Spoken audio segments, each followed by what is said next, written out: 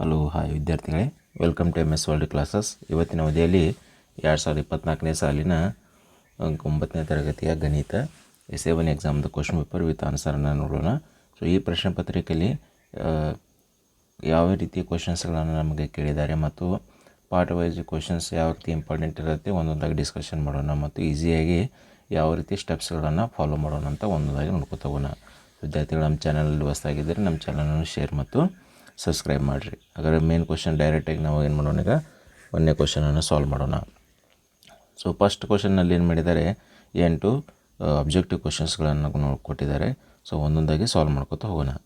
64ರ ಘಾತ 1/3ರ ಬೆಲೆ ಅಂತ ಕೇಳಿದ್ದಾರೆ. ಅಂದರೆ ಇದರ ಅರ್ಥ 64ರ ಘನಮೂಲ ಕೇಳಿದ್ದಾರೆ. 64ರ ಘನಮೂಲ ಎಷ್ಟು ಬರುತ್ತೆ? 4 ಬರುತ್ತೆ. ಮೂಲ ಬಿಂದುವಿನ ನಿರ್ದೇಶಾಂಕಗಳನ್ನು ಕೇಳಿದ್ದಾರೆ. ಸೊ ಇಲ್ಲಿ ಮೂಲ ಬಿಂದುವಿನ ನಿರ್ದೇಶಾಂಕಗಳು ಏನಾಗುತ್ತೆ? 0 0 ಆಗುತ್ತೆ. ಮೂರನೇದು ರೇಖಾಗಣಿತ ಜನಕ ಯುಕ್ಲಿಡ್ ಅವರ ಪ್ರಕಾರ ಕೆಳಗಿನ ಯಾವ ವ್ಯಾಖ್ಯಾನಿಸಲಾಗದ ಪದಗಳಾಗಿವೆ ಅಂತ ಕೇಳಿದ್ದಾರೆ. ಹಾಗಾದರೆ ಬಿಂದು ರೇಖೆ ಸಮತಲಾಗಿದೆ. 90 ಡಿಗ್ರಿಗಿಂತ ಹೆಚ್ಚು 180 ಡಿಗ್ರಿಗಿಂತ ಕಡಿಮೆ ಇರುವ ಕೋನ ಅಂತ ಕೇಳಿದ್ದಾರೆ. ಸೊ ಅದಕ್ಕೆ ನಾವೇನು ಕರಿಬೇಕು? ಅಧಿಕ ಅಥವಾ ವಿಶಾಲ ಕೋನ ಅಂತ ಕರಿಬೇಕು. ಎರಡು ಕೋನಗಳ ಮೊತ್ತ 180 ಡಿಗ್ರಿಗೆ ಸಮನಾಗಿದ್ದರೆ ಆ ಕೋನಗಳಿಗೆ ಏನು ಕರೀತಾರೆ? ಪರಿಪೂರಕ ಕೋನಗಳಂತ ಕರೀತಾರೆ. ಸೊ 4x², ನೆಕ್ಸ್ಟ್ 6ನೇ ಪ್ರಶ್ನೆ, 4x² - 3x + 7ನಲ್ಲಿ x² ಸಹಗುಣಕ ಎಷ್ಟಾಗುತ್ತೆ? x² ಸಹಗುಣಕ 4 ಆಗುತ್ತೆ. ಆಪ್ಷನ್ ಡಿ ಆಗುತ್ತೆ. 7ನೇದು x + 2y = 14. ಈ ಸಮೀಕರಣವು ಎಷ್ಟು ಪರಿಹಾರಗಳನ್ನು ಹೊಂದಿದೆ ಅಂತ ಕೇಳಿದರೆ ಅಪರಿಮಿತ ಪರಿಹಾರಗಳನ್ನು ಹೊಂದಿದೆ. ಪೂರ್ಣವು ಅದರ ಭಾಗಕ್ಕಿಂತ ದೊಡ್ಡದು. ಈ ಹೇಳಿಕೆ ಯಾವುದಂತ ಕೇಳಿದ್ದಾರೆ. ಸೊ ಇದು ಏನಾಗಿದೆ? ಒಂದು ಸ್ವಯಂ ಸಿದ್ಧವಾಗಿದೆ. ಇದು ಅಬ್ಜೆಕ್ಟಿವ್ ಪ್ರಶ್ನೆಯ ವಿದ್ಯಾರ್ಥಿಗಳ ಉತ್ತರಗಳು. ಇನ್ನು ಎರಡನೇ ಮೇನ್ ಕ್ವಶನ್ 2ಕ್ಕೆ ಹೋಗೋಣ. ಸೊ ಇಲ್ಲಿ ಮೇನ್ ಕ್ವಶನ್ 2ನಲ್ಲಿ ನೋಡಿರಿ, 1 ಅಂಕದ ಪ್ರಶ್ನೆಗಳನ್ನು ಕೇಳಿದ್ದಾರೆ. ಸೊ ಒಂದೊಂದಾಗಿ ಸಾಲ್ವ್ ಮಾಡ್ಕೊತ ಹೋಗೋಣ. 9ನೇ ಪ್ರಶ್ನೆ ನೋಡಿ, ಛೇದವನ್ನು ಅಕರ್ಣೀಕರಿಸಿ ಸುಲಭ ರೂಪಕ್ಕೆ ತನ್ನಿ ಅಂತ ಹೇಳಿದ್ದಾರೆ. 1/√7 ಇಂಟು √7/√7 ಅಂತೇಳಿ ಬರ್ಕೋಬೇಕು. ಸೊ √7 ಒಂದೇ √7 ಆಗುತ್ತೆ. √7 ಇಂಟು √7 ಸ್ಕ್ವೇರ್ ರೂಟ್ ಕ್ಯಾನ್ಸಲ್ ಆಗಿ ಎಷ್ಟು ಉಳಿಯುತ್ತೆ? 7 ಉಳಿಯುತ್ತೆ. ನೆಕ್ಸ್ಟ್ 10ನೇ ಪ್ರಶ್ನೆ ನೋಡಿ, ಯಾವುದೇ ಒಂದು ಬಿಂದುವಿನಿಂದ ಇನ್ನೊಂದು ಬಿಂದುವಿಗೆ ಗರಿಷ್ಠ ಎಷ್ಟು ಸರಳ ರೇಖೆಗಳನ್ನು ಎಳೆಯಬಹುದು ಅಂತ ಕೇಳಿದ್ದಾರೆ. ಒಂದು ರೇಖೆಯನ್ನು ಎಳೆಯಬಹುದು. ರೇಖಾಗಣಿತ ಎಂಬ ಪದದ ಆಂಗ್ಲ ಅವತರಣ ಜಾಮೆಟ್ರಿ ಎಂಬ ಪದದ ಗ್ರೀಕ್ 2 ಶಬ್ದಗಳಾಗಿದೆ. ಜಿಯೋ ಅಂದರೆ ಭೂಮಿ, ಮೆಟ್ರಿ ಅಂದರೆ ಅಳೆಯುವುದು, ಅದರ ಅರ್ಥ ಅಳೆಯುವುದು. 12ನೇ, ಒಂದು ನೋಟ್ಬುಕ್ ಪುಸ್ತಕದ ಬೆಲೆಯು ಒಂದು ಪೆನ್ನಿನ ಬೆಲೆಯ 2ರಷ್ಟಿದೆ. ಈ ಹೇಳಿಕೆಯನ್ನು ಪ್ರತಿನಿಧಿಸಲು 2 ಚರಾಕ್ಷರಗಳ ಒಂದು ರೇಖಾತ್ಮಕ ಸಮೀಕರಣವನ್ನು ಬರೆಯಿರಿ. ಇಲ್ಲೇನು ಹೇಳಿದ್ದಾರೆ? ಪುಸ್ತಕದ ಬೆಲೆ x ತಗೋರಿ ಮತ್ತು ಪೆನ್ನಿನ ಬೆಲೆ y ತಗೋರಿ ಅಂತ ಹೇಳಿದ್ದಾರೆ.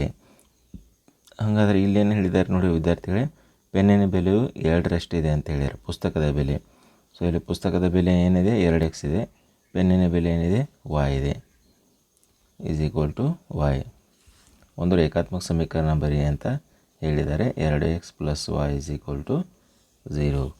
ನೆಕ್ಸ್ಟ್, 2 ಛೇದಿಸುವ ಸರಳ ರೇಖೆಗಳನ್ನು ಹೊಂದಿರಬಹುದಾದ ಸಾಮಾನ್ಯ ಬಿಂದುಗಳ ಸಂಖ್ಯೆ ಅಂತ ಕೇಳಿದರೆ 1 ಇರುತ್ತೆ. 5x³ + 4x² + 7x ಈ ಬಹುಪದೋಕ್ತಿಯ ಡಿಗ್ರಿ ಎಷ್ಟು ಅಂತ ಕೇಳಿದರೆ ಬಹುಪದೋಕ್ತಿಯ ಡಿಗ್ರಿ ಮಹತ್ತಮ ಡಿಗ್ರಿ ಎಷ್ಟಿದೆ? 3 ಇದೆ. x ಅಕ್ಷದಿಂದ P(5,2) ಬಿಂದುವಿಗೆ ಇರುವ ದೂರ ಎಷ್ಟು ಅಂತ ಕೇಳಿದರೆ 2 ಅಂತ ಹೇಳಬೇಕ್ರಿ. ಸೊ ಎಕ್ಸದ ಕೇಳಿದರೆ ವಾಯ್ದ ಬೆಲೆ ಹೇಳಬೇಕು, ವಾಯ್ದ ಬೆಲೆ ಕೇಳಿದರೆ ಎಕ್ಸದ ಬೆಲೆ ಹೇಳಬೇಕು. 16ನೇದು, 70 ಡಿಗ್ರಿದ ಪೂರಕ ಕೋನ ಎಷ್ಟು ಅಂತ ಕೇಳಿದ್ದಾರೆ. 70 ಡಿಗ್ರಿದ ಪೂರಕ ಕೋನ ಎಷ್ಟಾಗುತ್ತೆ? 20 ಡಿಗ್ರಿ ಆಗುತ್ತೆ. ಪೂರಕ ಕೋನಗಳ ಮೊತ್ತ ಎಷ್ಟಿರುತ್ತೆ? 90 ಡಿಗ್ರಿ ಇರುತ್ತೆ. ಅದರಲ್ಲಿ 70 ಡಿಗ್ರಿ ಕೊಟ್ಟಿದ್ದಾರೆ, ಉಳಿದು 20 ಡಿಗ್ರಿ ಆಗುತ್ತೆ. ಮೇನ್ ಕ್ವಶನ್ 3 ನೋಡಿ, ಕೆಳಗಿನ ಪ್ರಶ್ನೆಗಳಿಗೆ ಉತ್ತರಿಸಿ ಅಂತ ಹೇಳಿದ್ದಾರೆ. ಇವೆಲ್ಲ 2 ಅಂಕದ ಪ್ರಶ್ನೆಗಳು. ಹಾಗಾದರೆ 17ನೇ ಪ್ರಶ್ನೆ ನೋಡಿರಿ, x - 2y = 4 ಎಂಬ ಸಮೀಕರಣಕ್ಕೆ 4,0 ಪರಿಹಾರವಾಗುತ್ತೆ ಪರೀಕ್ಷಿಸಿ ಅಂತ ಹೇಳಿದ್ದಾರೆ. ಅವಾಗ ನಾವು ಏನು ಮಾಡಬೇಕು? ಇಲ್ಲಿ ಎಕ್ಸ್ ಜಾಗದಲ್ಲಿ 4 ತುಂಬಬೇಕು, y ಜಾಗದಲ್ಲಿ 0 ತುಂಬಬೇಕು. ಹಾಗಾದ್ರೆ ನೋಡಿರಿ, ಎಕ್ಸ್ ಇಲ್ಲಿ 4 ಮತ್ತು -2 ಇಂಟು y ಅಂದರೆ 0 ಆಗುತ್ತೆ. ಸೊ ಹೀಗಾಗಿ 2 ಇಂಟು 0 0 ಆಯಿತು, ಉಳಿತು ಎಷ್ಟು? 4. ಹಾಗಾದರೆ ಇವು 4,0 ಕೊಟ್ಟಂಥ ಸಮೀಕರಣದ ಏನಾಗುತ್ತೆ? ಪರಿಹಾರ ಆಗುತ್ತೆ. ಸೊ 18ನೇ ಪ್ರಶ್ನೆ ನೋಡಿರಿ, 3 ಮತ್ತು 4ರ ನಡುವೆ 5 ಭಾಗಲಬ್ಧ ಸಂಖ್ಯೆಗಳನ್ನು ಕಂಡುಹಿಡಿಯಿರಿ ಅಂತ ಹೇಳಿದ್ದಾರೆ. ಅವಾಗ ಏನು ಮಾಡಬೇಕು? ಇಲ್ಲಿ 3 4ರ ಲಸ ಎಷ್ಟಾಗುತ್ತೆ? 12 ಆಗುತ್ತೆ. 3 ಮತ್ತು 4ರ ಲಸವನ್ನು ಗುಣಿಸಬೇಕು, ಭಾಗಿಸಬೇಕು. 3 × 12/12, 4 × 12/12, 12 3 36/12, 48/12 ಆಗುತ್ತೆ. ಸೊ 36ರಿಂದ 48ರ ನಡುವೆ ಇರುವಂಥ 5 ಸಂಖ್ಯೆಗಳನ್ನು ತೊಗೊರಿ. 37, 38, 39, 40, 41 ಬಾಗಿಲೆ 12 ಇವು 5 ಭಾಗಲಬ್ಧ ಸಂಖ್ಯೆಗಳು. ಸೊ ಇಲ್ಲಿ ನೆಕ್ಸ್ಟ್ ನೋಡಿರಿ, ಮುಂದಿನ ಪ್ರಶ್ನೆ 19ನೇದು. ಇಲ್ಲಿ ಅಥವಾ ಅಂತ ಹೇಳಿ ಕೊಟ್ಟಿದ್ದಾರೆ. ಸೊ ಇದನ್ನು ಕೂಡ ನೀವು ಸಾಲ್ವ್ ಮಾಡ್ಬೋದು ರೀ. 19ನೇದು x+4 x+10 ಸೂಕ್ತದ ನೀತಿ ಸಮೀಕರಣ ಉಪಯೋಗಿಸಿ ಗುಣಲಬ್ಧವನ್ನು ಕಂಡುಹಿಡಿಯಿರಿ ಅಂತ ಹೇಳಿದ್ದಾರೆ. ಸೊ ಇಲ್ಲಿ ನೋಡಿ ವಿದ್ಯಾರ್ಥಿಗಳೇ, x+4 x+ ಯಾವ ರೂಪದಲ್ಲಿ ಇದೆ? ಇದು x+a × x+b ರೂಪದಲ್ಲಿದೆ. ಅದರದ್ದು ವಿಸ್ತೃತ ರೂಪ ಏನಾಗುತ್ತೆ? x² + a + b × x ab ಆಗುತ್ತೆ. a ಜಾಗದಲ್ಲಿ 4 ತುಂಬಬೇಕು, b ಜಾಗದಲ್ಲಿ 10 ತುಂಬಬೇಕು. x² + a ಅಂದರೆ 4 + b ಅಂದರೆ 10 × x, ab 4 × 10. So x² + 10 4 14x ಆಗುತ್ತೆ, ಪ್ಲಸ್ 14 40 ಆಗುತ್ತೆ. ನಮಗೆ ಒಂದು ಏನು ಸಿಗುತ್ತೆ? ಸಮೀಕರಣ ಸಿಗುತ್ತೆ. ಸೊ ನೆಕ್ಸ್ಟ್ ಪ್ರಶ್ನೆ ನೋಡಿ, 20ನೇದು. ಇಲ್ಲಿ ಆಗಿದೆ, ಆಲ್ರೆಡಿ 19ನೇದಾಗಿದೆ. 20ನೇ ಪ್ರಶ್ನೆ ನೋಡಿ, ಯಾವುದಾದ್ರೂ 2 ಯುಕ್ಲಿಡಿಯನ್ ಸ್ವಯಂ ಸಿದ್ಧಗಳನ್ನು ವ್ಯಾಖ್ಯಾನಿಸಿ ಅಂತ ಹೇಳಿದ್ದಾರೆ. ಹಾಗಾದರೆ 20ನೇ ಪ್ರಶ್ನೆ ಉತ್ತರ ನೋಡಿ, ಒಂದೇ ಅಂಶಕ್ಕೆ ಸಮನಾಗಿರುವ ಅಂಶ ಒಂದಕ್ಕೊಂದು ಸಮ ಆಗುತ್ತೆ. ಇನ್ನೊಂದು, ಸಮನಾಗಿರುವ ಅಂಶಗಳಿಗೆ ಸಮನಾಗಿರುವ ಅಂಶಗಳನ್ನು ಕೂಡಿಸಿದಾಗ ಮೊತ್ತ ಪೂರ್ಣವು ಸಮನಾಗಿರುತ್ತೆ ಅಂತ ಹೇಳಿದ್ದಾರೆ. ಇವು ಯುಕ್ಲಿಡ್ ಅವರ ಪ್ರಕಾರ 2 ಸ್ವಯಂ ಸಿದ್ಧಗಳು. 21ನೇ ಪ್ರಶ್ನೆ, ಚಿತ್ರದಲ್ಲಿ ಉಳಿದ ಎಲ್ಲ ಕೋನಗಳನ್ನು ಕಂಡುಹಿಡಿಯಿರಿ ಅಂತ ಹೇಳಿದ್ದಾರೆ.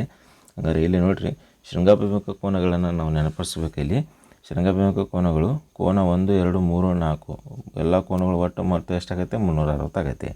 ಕೋನ 1 ಮತ್ತು 2 ಆ್ಯಸ್ ಇಟ್ ಈಸ್ ಬರೆಯೋಣ. ಕೋನ 3 ಎದಕ್ಕೆ ಸಮ ಇದೆ? ಕೋನ 1ಕ್ಕೆ ಸಮ ಇದೆ. ಹಾಗೂ ಕೋನ 2 ಎದಕ್ಕೆ ಸಮ ಇದೆ? ಕೋನ 4ಕ್ಕೆ ಸಮ ಇದೆ. ಹಾಗಾದ್ರೆ ಒಂದು ಕೋನ ಎಷ್ಟಾವುದು? 2 ಅದು. ಆಮೇಲೆ 2 ಕೋನ ಎಷ್ಟು? 2 ಅದು = 360. ಹಾಗಾಗಿ 2 ಇಂಟು ಕೋನ 1 ಕೊಟ್ಟಿದ್ದಾರೆ ಕ್ವಶನ್ನಲ್ಲಿ 40 ಡಿಗ್ರಿ ಇದೆ. 2 ಇಂಟು ಕೋನ 2 ಇಂಟು 2 = 360. 42 80 ಆಗುತ್ತೆ, ಪ್ಲಸ್ 80 ಈ ಕಡೆ ಬಂದರೆ -80 ಆಗುತ್ತೆ. ಸೊ 2 ಇಂಟು 2 ಕೋನ = 280. ಹಾಗಾಗಿ ಕೋನ 2 ಎಷ್ಟಾಗುತ್ತೆ? 140 ಆಗುತ್ತೆ. ಕೋನ 2 140 ಆದರೆ ಕೋನ 4 ಕೂಡ 140. ಕೋನ 1 40 ಆದರೆ ಕೋನ 3 ಕೂಡ 40 ಆಗುತ್ತೆ. ಈ ರೀತಿ ಎಲ್ಲ ಕೋನಗಳು ನಮಗಿಲ್ಲಿ ಸಿಗ್ತವೆ. ಸೊ ಮುಂದಿನ ಪ್ರಶ್ನೆಗೆ ಹೋಗೋಣ. 22ನೇ ಪ್ರಶ್ನೆ ನೋಡಿ.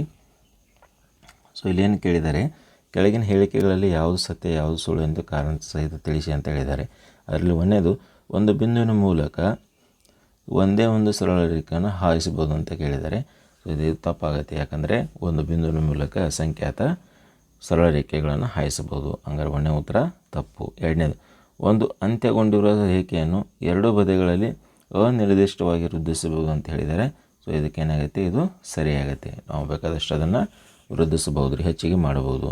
23ನೇ ಪ್ರಶ್ನೆ ನೋಡಿ, x² + 7x + 12 ಅಪವರ್ತಿಸಿ ಅಂತ ಹೇಳಿದ್ದಾರೆ. ಸೊ ಅದು ಯಾವ ರೀತಿ ಅಪವರ್ತನ ಮಾಡಬೇಕು ನೋಡಿರಿ. x² + 7x + 12 ಆಗುತ್ತೆ. ಗುಣಿಸಿದರೆ 12 ಆಗಬೇಕು, ಕೂಡಿಸಿದರೆ 7 ಆಗಬೇಕು. ಅಂಥ ಸಂಖ್ಯೆಗಳು 4 ಮತ್ತು 3. ಆ 4 ಮತ್ತು 3ಅನ್ನು ತುಂಬಬೇಕು. x² + 4x + 3x + 12 = 0 ಆಗುತ್ತೆ. ಸೊ ಇದರಲ್ಲಿ ಕಾಮನ್ ಏನು ತೆಗಿಬೇಕು? x ತೆಗಿಬೇಕು. x + 4 ಉಳಿಯುತ್ತೆ.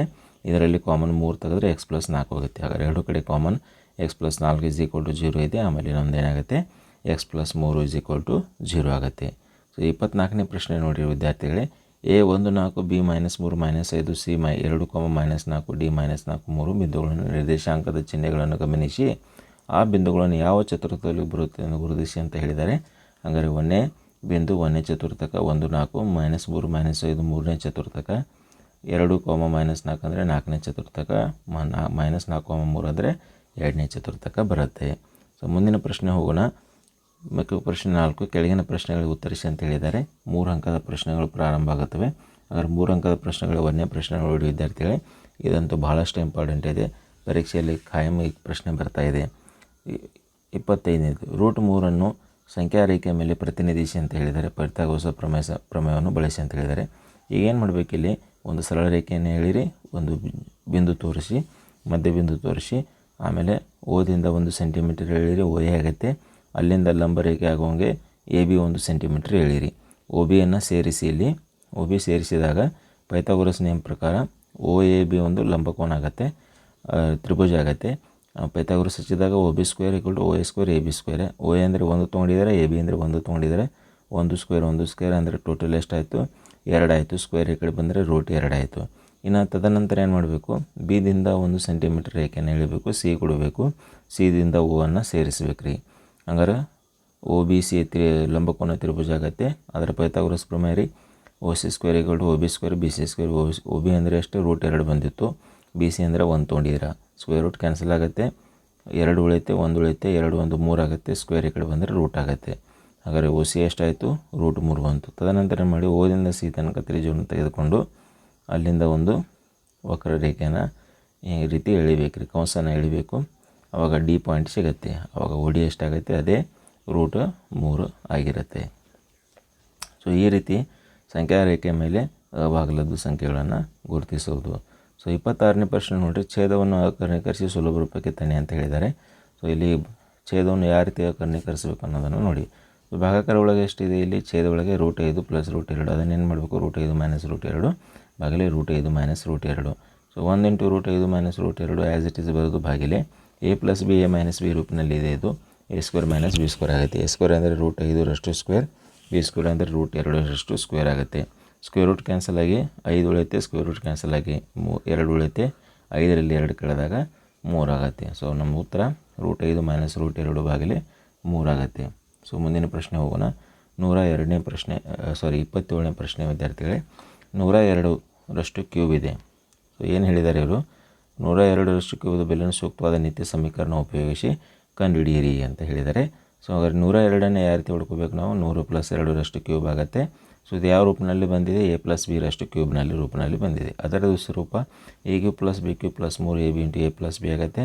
a ಅಂದರೆ 100³ b ಅಂದರೆ 2³ 3 × a ಅಂದರೆ 100 b ಅಂದರೆ 2 a + b ಅಂದರೆ 100 + 2. ಸೊ 100³ ರೀ. ಇದರ ಆನ್ಸರ್ ಟೋಟಲ್ ಇಷ್ಟ ಬರುತ್ತೆ. ಸೊ ಈ ರೀತಿ ವಿದ್ಯಾರ್ಥಿಗಳೇ ಈ ಪ್ರಶ್ನೆ ಪತ್ರಿಕೆಯಲ್ಲಿ ಭಾಳಷ್ಟು ಇಂಪಾರ್ಟೆಂಟ್ ಕ್ವಶನ್ಸ್ಗಳು ಎಕ್ಸಾಮ್ನಲ್ಲಿ ರಿಪೀಟ್ ಆಗುವ ಸಾಧ್ಯತೆಗಳಿವೆ. ಸೊ ಇದರ ಮುಂದಿನ ಭಾಗವನ್ನು ನಾನು ಬೇಗನೆ ನಮ್ಮ ಚಾನಲ್ನಲ್ಲಿ ಹಾಕ್ತೀನಿ. ಅಲ್ಲಿ ಮಟ್ಟ ನಮ್ಮ ಚಾನಲ್ನ ಶೇರ್ ಮತ್ತು ಸಬ್ಸ್ಕ್ರೈಬ್ ಮಾಡಿರಿ.